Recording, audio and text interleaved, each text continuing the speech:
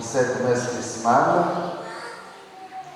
semble bien se prêter au ministère sacerdotal, ce ministère que nous avons reçu à travers le sacrement de l'ordre qui confère un caractère indélébile. Parlons en effet de David, l'oracle que nous avons rencontré dans le psaume dit « Je l'ai sacré avec mon huile sainte et ma main sera toujours avec lui. Mon amour et ma fidélité sont avec lui. » La consécration avec l'huile sainte pourrait bien être assimilée avec l'onction du Saint-Crème de l'ordination épiscopale ou sacerdotale.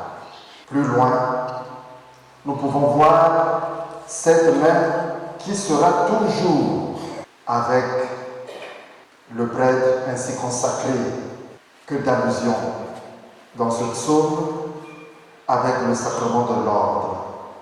Au cours de cette messe, comme de coutume, vous, chers prêtres, allez renouveler les promesses de votre ordination. Ce jour est capital pour vous. C'est pour cela que je commence par m'adresser à vous. Pour revenir au sacrement de l'ordre, par lequel nous avons commencé la méditation de la parole de Dieu, comme nous l'enseigne le catéchisme de l'Église catholique, ce sacrement configure au Christ, par une grâce spéciale de l'Esprit Saint, en vue de servir d'instrument du Christ pour son Église. Comme dans le cas du baptême et de la confirmation, cette participation à la fonction du Christ est accordée une fois pour toutes. Le sacrement de l'ordre confère lui aussi un caractère spirituel indélébile et il ne peut pas être réitéré ni être conféré temporairement. Donc, le catéchisme de l'Église catholique au numéro 1581-1582. C'est en pensant à ce caractère spirituel indélébile que j'ai voulu souligner le toujours que nous avons entendu dans le psaume responsorial. Ma main sera pour toujours avec lui. À ce pour toujours, je voudrais associer ce que dit le psaume 109. Tu es prêtre à jamais, selon l'ordre du roi Melchisédek. 109, verset 4. Au moment où nous bénissons les huiles qui serviront au ministère sacerdotal, particulièrement à l'administration de certains sacrements, je voudrais, avec vous, réfléchir sur notre sacerdoce, trésor que nous avons reçu de l'Église, que nous avons reçu de Jésus lui-même, Jésus qui l'a confié à nous, qui l'a confié à son Église. Le Concile Vatican II enseigne au sujet de la fonction de sanctification liée au sacerdoce ministériel, Dieu, le seul saint, le seul sanctificateur, a voulu s'associer des hommes comme collaborateurs et humbles serviteurs de cette œuvre de sanctification. Ainsi, par le ministère de l'évêque, Dieu consacre des prêtres qui participent de manière spéciale au sacerdoce du Christ et agissent dans les célébrations sacrées comme ministres de celui qui, par son esprit, exerce sans cesse pour nous dans la liturgie sa fonction sacerdotale. Par le baptême, ils font entrer les hommes dans le peuple de Dieu. Par le sacrement de pénitence, ils réconcilient les pécheurs avec Dieu et avec l'Église. Par l'onction des malades, ils soulagent ceux qui souffrent. Et surtout, par la célébration de la messe, ils offrent sacramentellement le sacrifice du Christ. Presbyterorum Ordinis au numéro 5. Bien chers prêtres, comme l'aurait dit Saint Jean dans sa première lettre, voyez quel grand amour nous a donné le Père. 1 Jean chapitre 3 verset 1. Voyez quelle richesse, quel trésor Dieu a placé entre nos mains par le service de l'Église. Puissions-nous accomplir notre ministère avec grande conscience, avec une conscience pure, comme l'aurait dit Paul à Timothée. 1 Timothée, chapitre 3, verset 9. Je n'ignore pas, comme le disait le même Paul aux Corinthiens, que nous les apôtres portons ce trésor dans des vases d'argile. Je ne l'ignore pas, mais c'est justement pour cela qu'il nous faut toujours développer une vie de grande proximité avec le Seigneur. Le pape François, d'heureuse mémoire, parlait de 4 proximités, 4 types de proximité que le prêtre doit toujours développer pour une grande efficacité dans son ministère. Proximité avec Dieu, c'est la toute première. Dans la prière du breviaire, dans les exercices de piété, dans l'écoute, la méditation de la parole de Dieu. Proximité avec l'évêque, proximité avec les confrères, proximité avec le peuple de Dieu. C'est de cette manière, toujours pour continuer à citer, à faire allusion au pape François, qu'on finit par prendre l'odeur du troupeau, par sentir soi-même l'odeur du troupeau.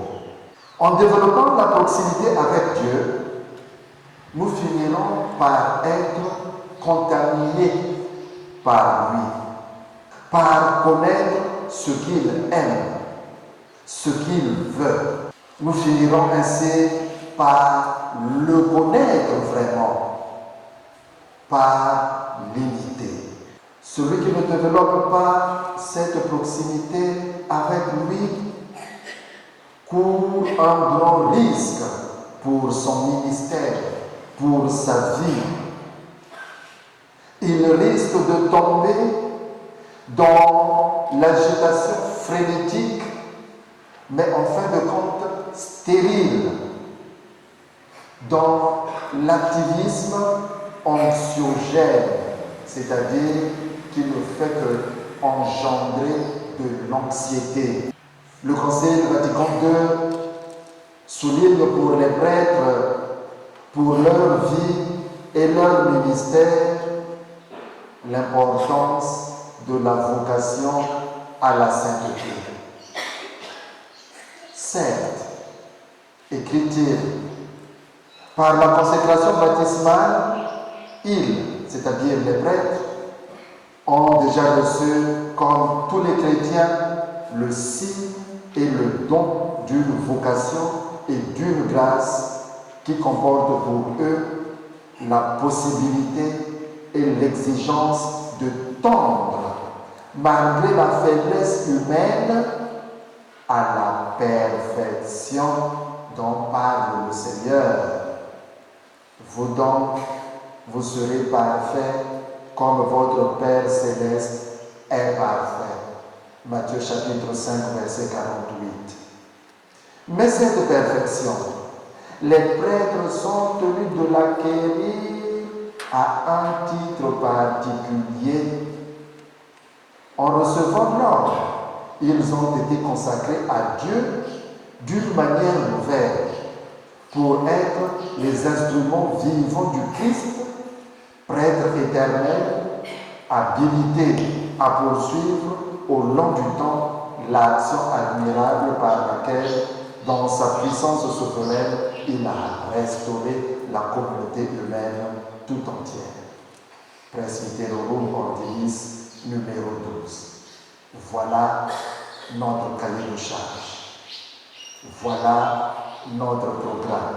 Comme l'aurait fait Monseigneur Louis Portela à son temps, je voudrais demander au peuple de Dieu qu'ils nous disent, qu'ils nous répètent qu'ils ont besoin de notre sainteté.